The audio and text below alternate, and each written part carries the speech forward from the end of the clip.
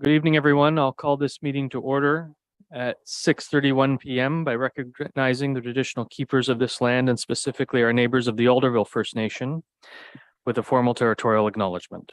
We respectfully acknowledge that the municipality of Brighton is located on the Mississauga Anishinaabeg territory and is the traditional territory of the Mississauga. Council of the Municipality of Brighton respectfully acknowledges that the Mississauga nations are the collective stewards and caretakers of these lands and waters in perpetuity, and that they continue to maintain this responsibility to ensure their health and integrity for generations to come. Which brings us to the approval of the agenda, moved by Councillor Rowley, seconded by Councillor Wheeldon. The Council approved the January 9th, 2022 Council agenda as presented. Is there any discussion? All those in favor? Being none opposed, that motion's carried. Members of Council, do you have any declarations of pecuniary interest? And if so, please state the general nature thereof. Are none noted. Are there any announcements this evening? I just let everyone know that I was able to attend the Prince Edward County Levy, New Year's Levy yesterday, and it was about as well attended as ours was. Just to let everyone know, we don't have to be envious of our friends down in Prince Edward County, but lots of talk about how much snow they got because it was about twice as much as we got. It was very impactful, but they were able to dig out with the help of friends and neighbors. Yeah. Yes. And on that note, maybe could we just publicly acknowledge all of the hard work that our first responders and our municipal staff did during that time. I mean, they did awesome work. They really did. And we should be thankful for that, regardless of whether our crew is big enough or not. They stepped up to the plate, and I would like to publicly acknowledge that and thank them for their hard work.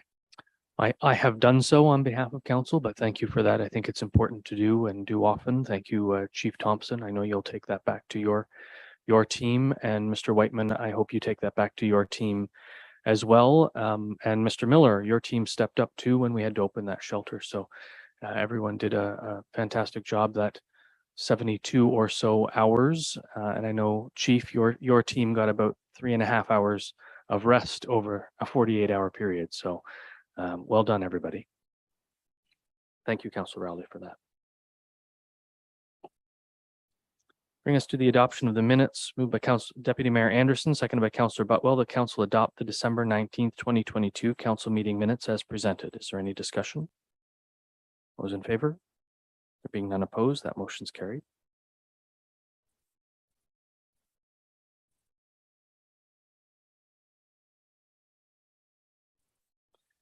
We have no statutory public meeting this evening. We have no delegations or presentations this evening, which brings us to citizens' comment. Madam Clerk, are you aware of any citizens' comment for us?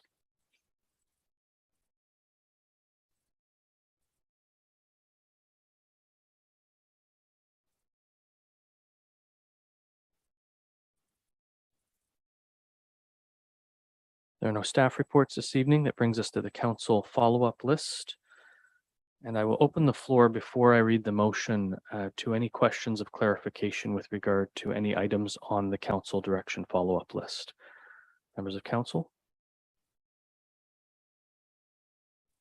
Motion before me is moved by Councillor Butwell, seconded by Councillor Ferretis. The council received the follow-up list January 9th for information. Is there any discussion? All those in favor? Being none opposed, that motion's carried.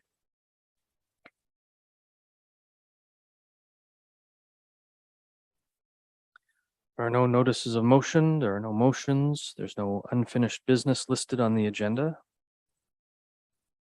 Which brings us to bylaws. There are 3 bylaws this evening. One with regard to general fees and charges, one with regard to planning and building fees and charges, and one with regard to water and wastewater fees and charges. So I have a motion moved by Councillor Wright, seconded by Councillor Wheeldon, that council gives a bylaw its first, second, and third reading and finally passes on this date, being a bylaw to establish general fees and service charges for the municipality of Brighton effective January 1st, 2023. Is there any discussion? All in favor? Oh, sorry. Go ahead, Councillor Rowley.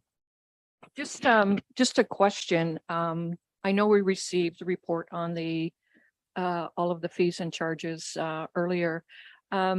and I don't know if this is appropriate, but I'm going to ask it anyway. Is there some way that maybe quarterly we could receive a report from planning and bylaw regarding how fees and charges, and if they are collected, if we could have as we do with building stats, if you understand what I'm saying? I do. So that's a good question for the next motion.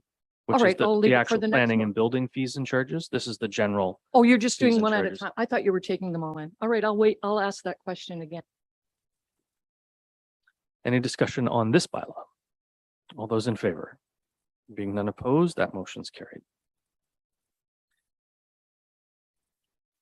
I have a motion moved by Councillor Ferrettis, seconded by Councillor Butwell. The council gives a bylaw its first, second, and third reading and finally passes on this date. Being a bylaw to establish planning and building fees and service charges for the municipality of Brighton effective January 1st, 2023. Councillor Rowley. Yes, if I could maybe just get an answer from Mr. Walsh regarding the question I asked on the previous bylaw. Director Walsh. Sure. I mean, our revenues are tallied on a regular basis as we receive them for a variety of applications, and not just billing, but as you note, you do receive a billing permit report monthly, and it sums up the application revenues that have been received. So something like that could be done on a regular basis for planning fees, and I think maybe the system, I'll offer some advice also from the Director of Finance regarding the reporting system we might have, like the management reporter and other places where some of that might be recorded. But one way or another, between the Director of Finance and ourselves, we can marshal up a report, I think. Thank you. Any other questions, Deputy Mayor? Oh, just a question to Paul. I'm not sure, after all the reading I did today on Bill 23, are there things in here or items in here that'll be a major concern with that happening in this year? Because we may prolong this or we postpone for a year our actions on Bill 23, we may not, or can you answer that? Director? To the Mayor of the Council, that's a good question. The fees that are recommended in the bylaw haven't been calculated with the considerations of any possible loss of revenues in other areas, such as the reduction in development charges. That is on the minds of staff, and in terms of where additional revenue sources could be found, and planning fees do look like a possible source. The thinking is get this to council, get something in place, and if need be, we can revisit those fees at a time when we have a better sense of the final impacts of the changes resulting from Bill 23 and its regulations. Some of the regulations haven't been passed, but when we have a better handle on that, and including some training from the province, then I think we'll be better informed to better recommend in that direction. Yeah, thank you. The reason I asked was I'm hearing or seeing that there's a lot of municipalities that have already done their budgets, and so they're in a quandary. Those that are about to do them, like us, which way do we venture? Some of them are seeing some ridiculously large increases. The ones that have done it or have done it and going back and reviewing it. We haven't gone there yet, but we need to have this in mind, or some answers from someone, the province or whatever, rather than wait till July to find out what's what. So I'm sort of poking to get some. I see Linda Whitfield with her hand up, so maybe she can answer for me. Director Whitfield? And thank you, Mayor. Through you to Deputy Mayor Anderson.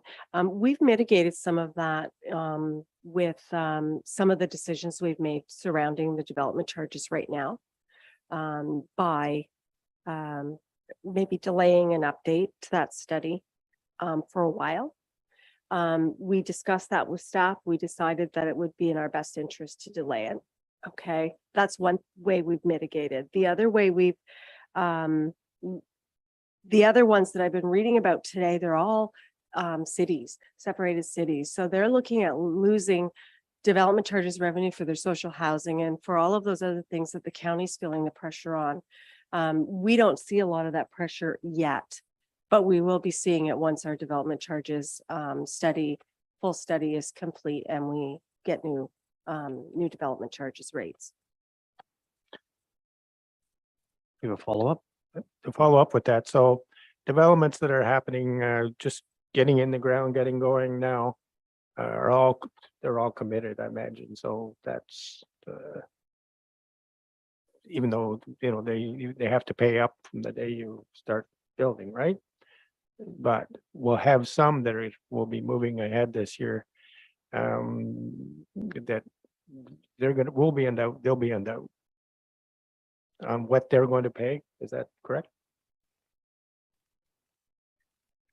To the mayor, yeah, the way the fee structure is, has been laid down is that we have fees at various stages. So depending on where the project is in the stages of the approval process, if they've got their subdivision application in, for example, then it's probably too late to be asking for parkland, payment in lieu of parkland, those sorts of things.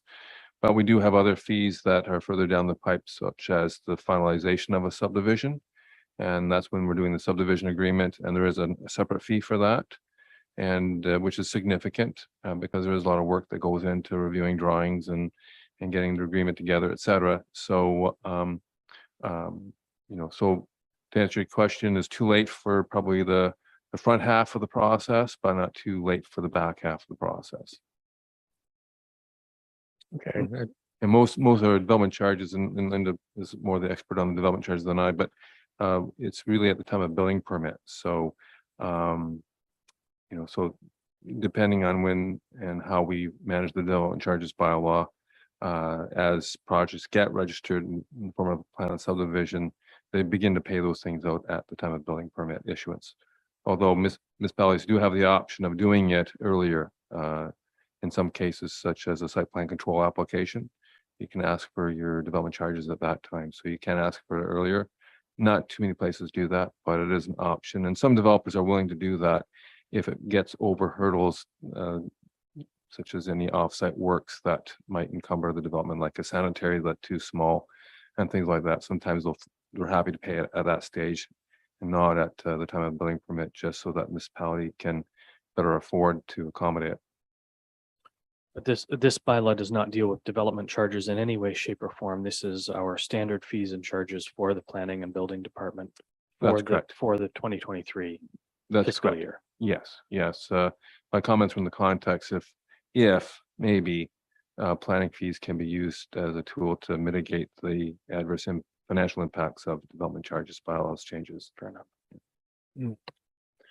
anyway, good discussion as we lead into I the agree. budget time. Yeah, thank you. Anything further, Councillor Rowley? Button. Thank you again, Mayor. You brought up park in lieu of parkland that are associated with building fees. Is that going to change now? Do you think? Is that what you were alluding to? Did I get you right? Yes, they're in the fees and charges bylaw for the payment in lieu of parkland is 5% of the appraised value of a residential development project and 2% for non-residential. And right now, for example, for consents, it's been a flat rate. But for subdivisions, we've been asking it for the value of the land, this pre-development value of the property. We have a draft parkland dedication bylaw. Right now, even though the Planning Act permits us to collect parkland fees at site plan control, our bylaw hasn't done that. But a new bylaw coming forward, and like I say, there has been a draft. We're kind of waiting for Bill 23 to see what it did. And then we'll bring that forward probably February to get that passed, in which case, once it's done, then we can be asking for parkland, payment in lieu of parkland at the site plan control stages as well. So that payment will probably change going forward. So we can maybe get some comparators later in this year as how that's working. Sure. Okay, thank you. Thank you. Anything further from members of council? Those in favor? There being none opposed, that motion's carried. And a motion moved by Councillor Rowley, seconded by Councillor Wheeldon, that council gives a bylaw its first, second, and third reading and finally passes on this date, being a bylaw to establish water and wastewater fees and service charges for the municipality of Brighton effective January 1st, 2023. Is there any discussion? Just thank Director Whitfield for providing those comparators to us. They were educational and not surprising, frankly. Thank you. Any discussion? Those in favor? Being none opposed, motion's carried.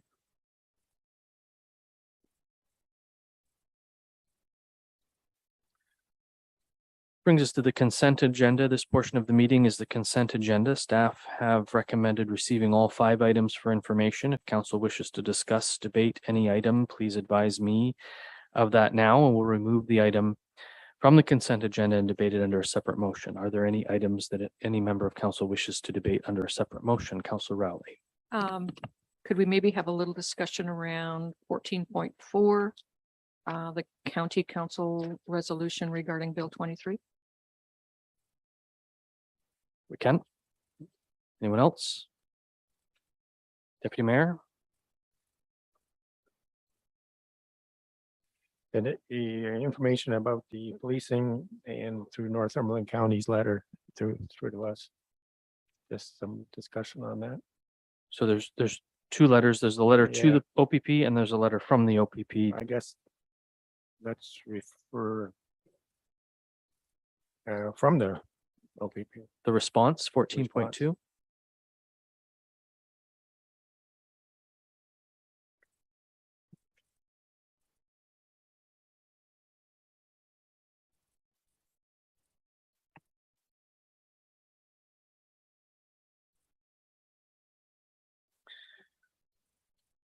Pardon me? No, we'll pull them out now and then I'll get council to consider the resolution for the consent agenda, which is the 3 items, and then we'll debate the other 2 under separate cover. So it's moved by Councillor Ferretis and seconded by Councillor Butwell that be it resolved, the staff recommendations with respect to items 14.1, 14.3, and 14.5 be adopted as printed. Is there any discussion? All in favor? Being none opposed, that motion's carried.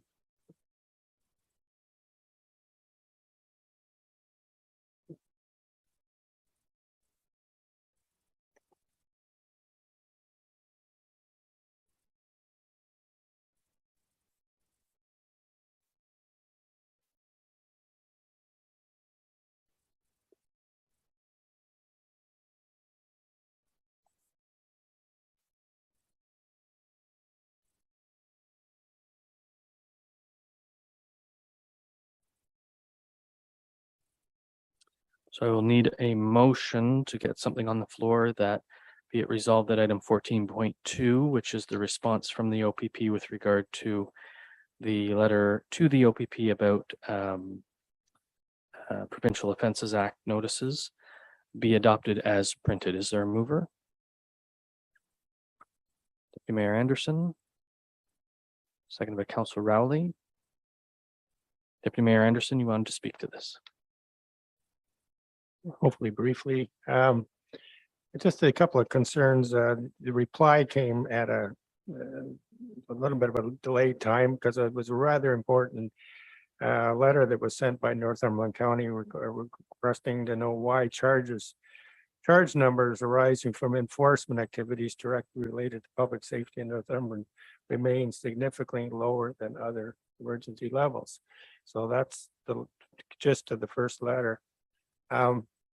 And the reply back indicated all favorable items that I think we'd be happy with, but I know the Northumberland UP does an excellent job in providing safety for our community and protecting us. And I haven't, in my time here, I haven't seen, on council, I haven't seen any issues that way.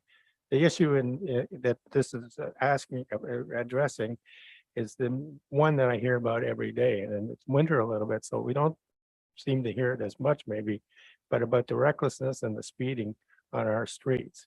And it's asking about the enforcement and what type of records are there of I believe enforcement needs to have somebody talking to people that are breaking the law in some way, but this letter here indicates all the good things that with black cats and using different methods of curbing speeding and it mentions about ride programs and all these things. It sort of goes away from what the gist of the letter was. The letter was about enforcement of things like speeding was, I think, the primary part of it. Correct me if I'm wrong.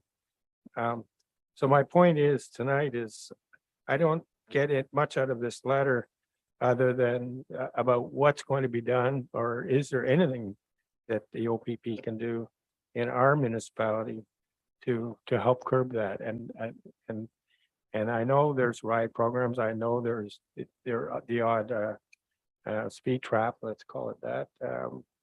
But I don't think you look around to other communities, even that are OPP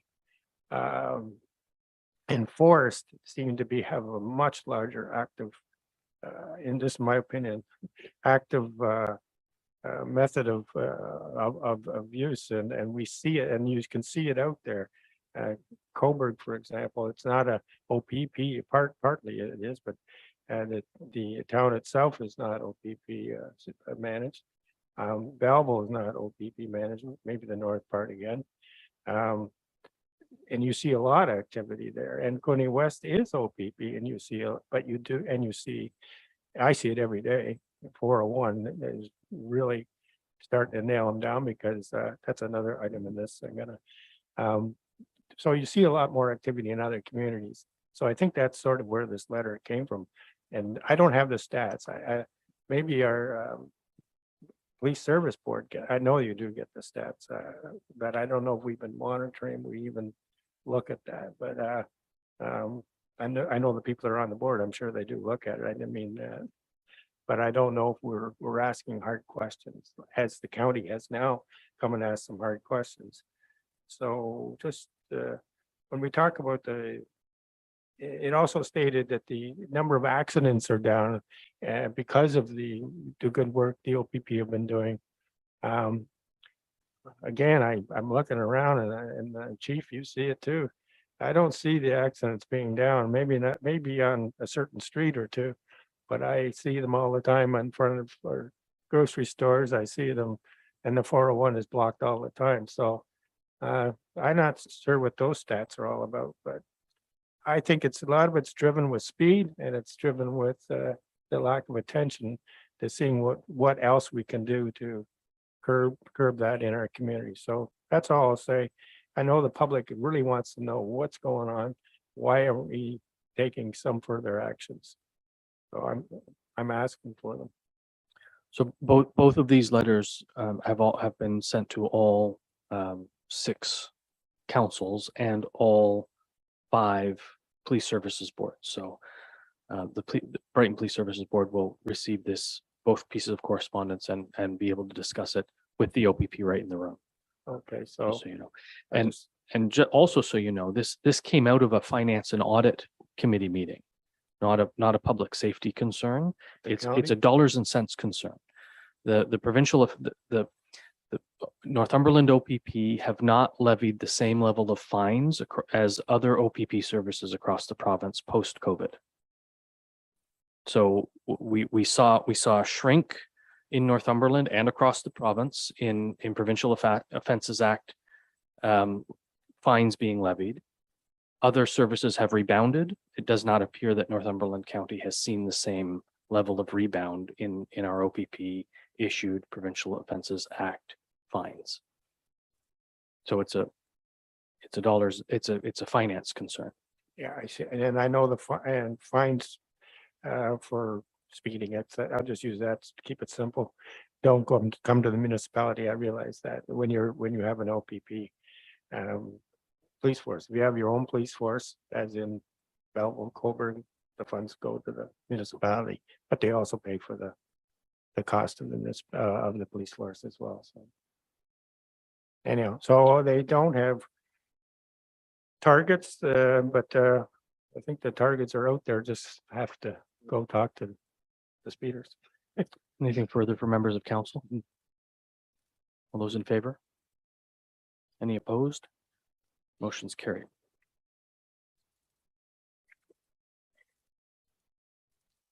And I'll need a motion to put this on the floor. Be it resolved that the item 14.4 be adopted as printed. That's the Northumberland County resolution with regard to Bill 23. Is there a mover? Councillor Rowley, second. Councillor Wheeldon. Councillor Rowley, you wanted to discuss this item? Just maybe a little briefer than the deputy mayor.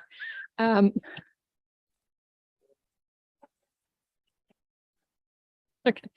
I was wondering if this should be a recommendation that we support and also, can we just kind of build off this and also send something the very same, or do we need to have a notice of motion for this? This will affect us as well here in Brighton as far as affordable housing. And not only that, the millions of dollars that the county is going to have to find from somewhere else. So I'm not sure if can we, like I said, can we send our own letter in support of the county's letter, or do we need to bring that back as a notice of motion as well? So we could withdraw the motion on the floor, which is to adopt the motion as printed, and put a motion that supports the council, the Northumberland County resolution. Right. That's the preference of That was council. kind of where I wanted to go with that, was like I said, this one says to receive, but if we could support that instead, and then maybe kind of tag on to the. Are you withdrawing your motion? Is that what you want me to do? I think that would be appropriate if you I want will to do that support it.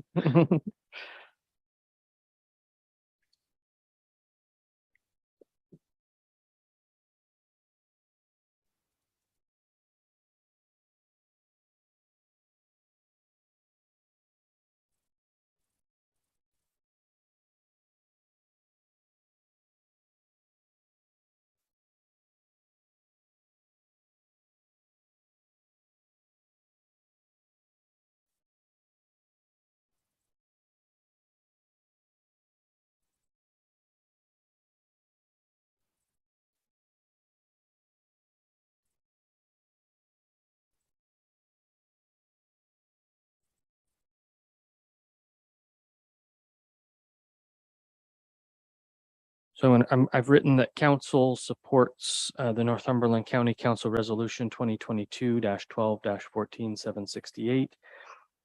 Do you want more words around that though? Easy now.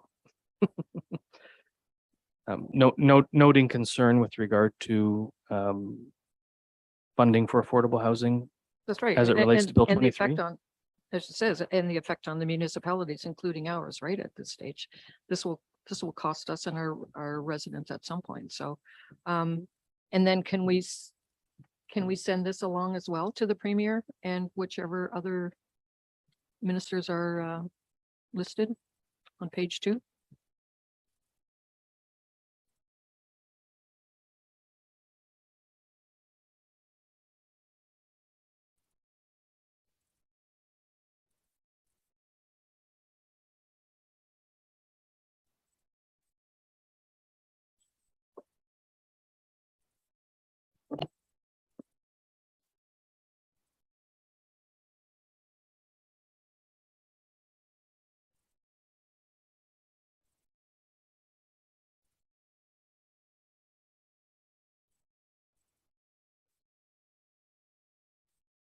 You wanted to go to all the people listed. I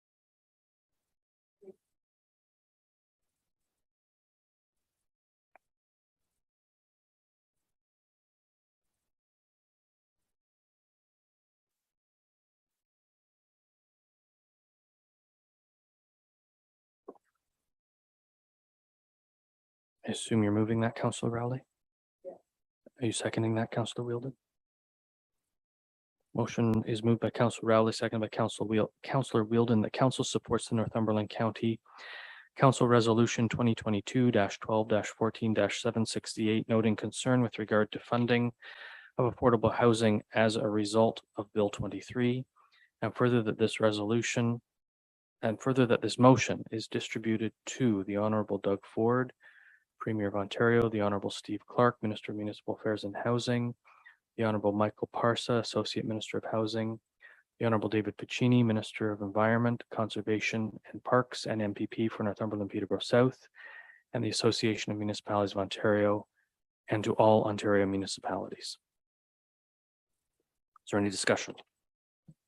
Councillor Wright. Just a question, please, Mr. Mayor. I'm just wondering, are there any options before us other than sending letters to everyone? Are there any options that we can do as a municipality to oppose some of these measures other than just lip service and letters?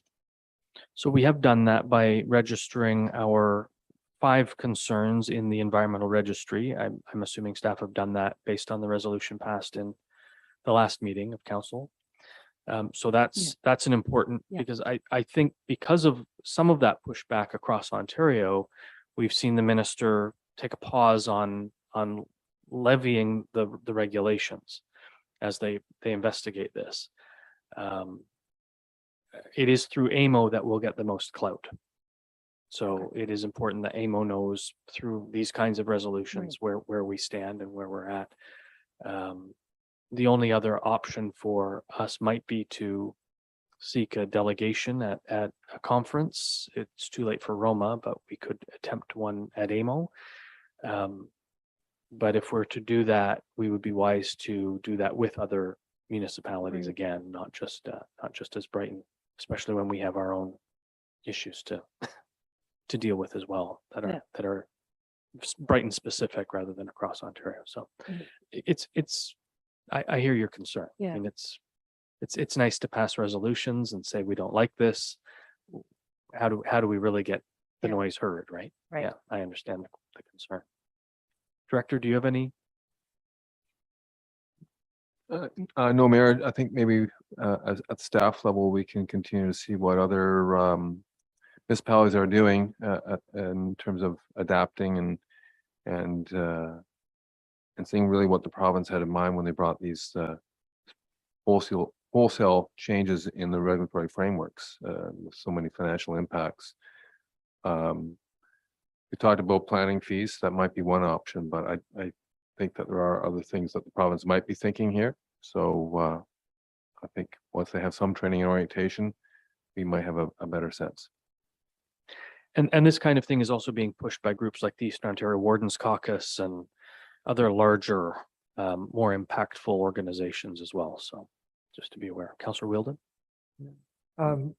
Good point, Director Walsh, about what we can do to make up for development charges, but a lot of the issues around Bill 23, such as affordable housing and basically anything that we try and do towards affordable housing, really depended on the county partnering with us. And if they're $17 million down, then they can't.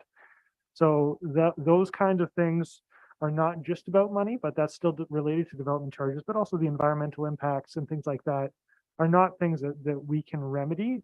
And I think the only other mechanism within our system for challenging the government is lawsuits. I'm not sure that we want to go there, but I see that as the only thing left to us after this. And again, that's something we'd want to take a back seat on and let the larger municipalities with bigger dollars or the associations endeavor.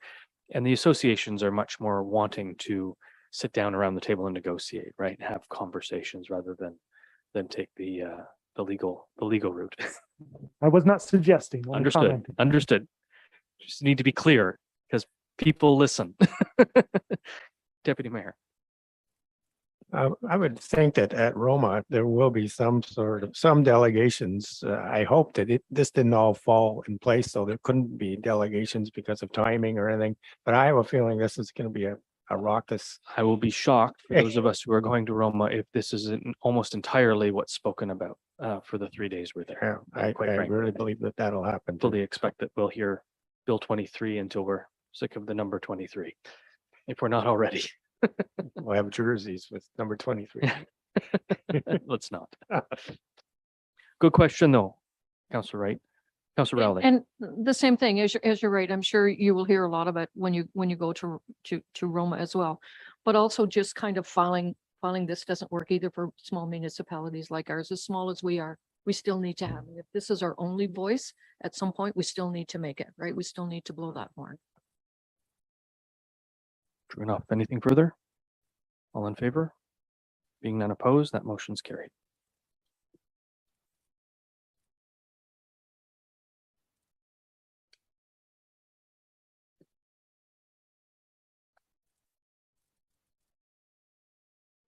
We have no reports of advisory committees of council, reports or minutes and council reports. We have no reports or minutes of statutory committees, boards, and external agencies, which brings us to correspondence, direction items, endorsements, communications, and petitions. Piece of correspondence comes from Tamara Perrin, School Council Fundraising Organizer, Smithfield Public School. The motion reads, is moved by Councillor Wheeldon, seconded by Councillor Rowley, that council receive the request for donation from Tamara Perrin regarding Mission Playground for Smithfield Public School, and the council refer the request to the Director of Finance for budget deliberations. Is there any discussion? All in favor? Any opposed? That motion is carried. We have no FYI correspondence. Is there anyone present who has a question? Sorry, this brings us to question period. So is there anyone present who has a question with regard to anything on this evening's agenda? Mr. Green, please step forward.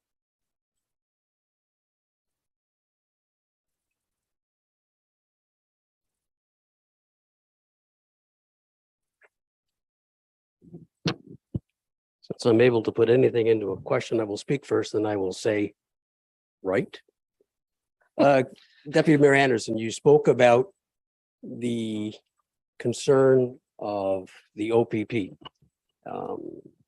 The latest statistics, which will be updated at the next PSP meeting, show that the accident rates in the Northumberland County are down 22%. And this particular inspector would much prefer to work with education than the financial reward to the municipalities when they issue tickets, etc. So my feeling is that they are both very responsive when you raise a question or concern in regards to speeding or issues, and they have focused enforcement. I'm proud to think that if we can actually lower our accident rate by 20% or even 22%, we're heading in the right direction. So I can see where some municipalities in the county could be disappointed that the revenues are down, but at the end of the day, possibly lives are being saved, right? It's a very good question, Mr. Green. We thank you for your question this evening. Is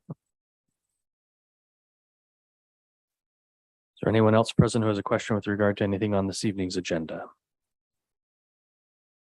And are those four squares up there, everyone who has joined us on Zoom? So I'm assuming that no one from staff has a question with regard to anything on this evening's agenda.